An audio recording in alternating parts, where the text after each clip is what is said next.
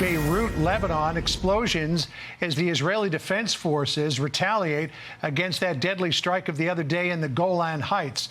Our Trey Yingst is live for us in Jerusalem. He's got the latest. Who was targeted here, Trey?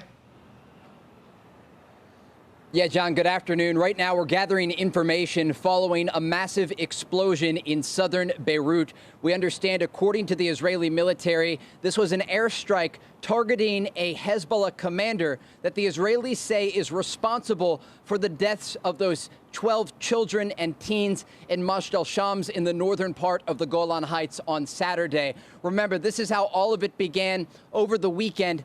That Iran-made rocket slamming into a soccer field and killing 12 young souls. The Israelis promising that they would respond, and it appears this is the response. Currently, there are no fresh instructions for Israeli civilians amid a possible retaliation by Hezbollah following this strike in the suburbs of Beirut.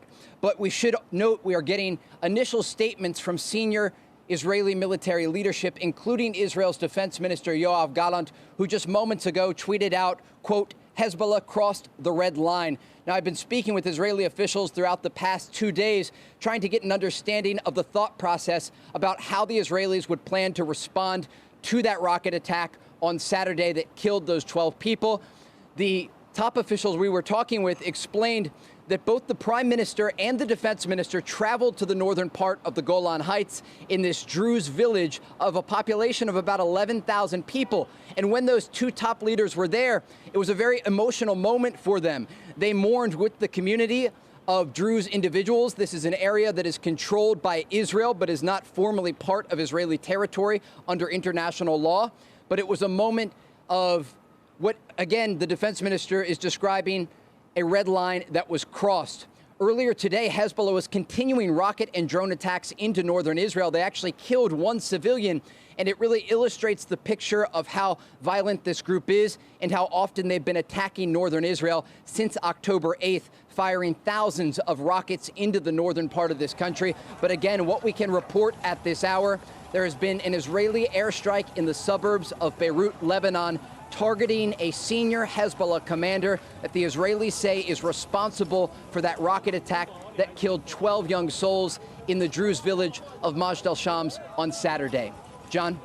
Trey, it's Sandra here. Obviously, this is breaking news. We're reporting this as it's happening. You are, Trey. Thank you for that. Crossing the wires right now, Trey, is that the U.S. is to pursue diplomacy to avoid escalation between Israel and Hezbollah. The State Department was just giving a briefing moments ago, said the U.S. will continue pursuing diplomacy to avert escalation in this conflict. Here's the direct quote from the State Department spokesperson. We're continuing to work toward a diplomatic resolution that would allow Israeli and Lebanese civilians to return to their homes and live in peace and security. We certainly want to avoid any kind of escalation. I just want to put that out there, Trey, as you continue reporting from there.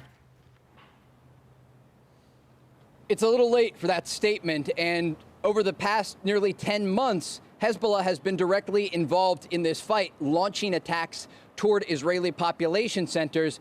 And they've even expanded those attacks all along the border between Israel and Lebanon. The Israelis have warned time and time again, if these attacks lead to the deaths of civilians, they will respond accordingly. We're currently in uncharted territory because Hassan Nasrallah, the leader of the Iran-backed group Hezbollah, in the past has threatened to target Tel Aviv, the city that we're currently in, if the Israelis target Beirut. Again, the defense minister in Israel tonight saying that Hezbollah crossed a red line by targeting those civilians in Majdi al-Shams over the weekend. And now the question is whether or not Hezbollah will respond and make good on those threats. We should put all of this into context, though, in the larger efforts by the Americans to try and de-escalate the situation along the northern border. As we speak, there are tens of thousands of Israelis who are internally displaced. They are living in hotels in cities like Tel Aviv and Jerusalem. They are displaced from their homes as a result of anti-tank guided missile attacks along the border and that continuous rocket fire being launched by Hezbollah from southern Lebanon. In addition to that, you have the American efforts underway. Amos Hochstein, a top advisor to President Biden, has been shuttling messages back and forth between Washington and Beirut, trying to de-escalate the situation, understanding that there are no direct conversations taking place between Hezbollah and the Israelis. We should note here, according to all of the reporting that we've done on the ground, Israeli officials have expressed concern and a lack of confidence in that American-led process to de-escalate the situation along the border. They understand that not only are people displaced from their homes, but now the death toll is rising, not just among civilians, but also among soldiers that are operating along the border. And so we've been speaking with military officials over the past several weeks, even before that rocket attack that targeted Mashtal Shams, to try and understand if and when there would be an Israeli operation into Lebanon. But I take you back to 2006, the Second Lebanon War, the devastation to Lebanon as a country and to Beirut as a capital was so significant that Hassan Nasrallah, the leader of Hezbollah, said if he knew that, he would have never attacked Israel. And so the question tonight is whether or not Hezbollah will respond to this strike in Beirut, Lebanon, that, according to the Israelis, has taken out a senior Hezbollah commander responsible for the deaths of those 12 young Druze civilians over the weekend. John, Sandra? Okay, Trey Yingst reporting live from northern Israel on that for us. Trey, thank you very much. We're going to check back in with you shortly. Thank you. Thank you, Trey.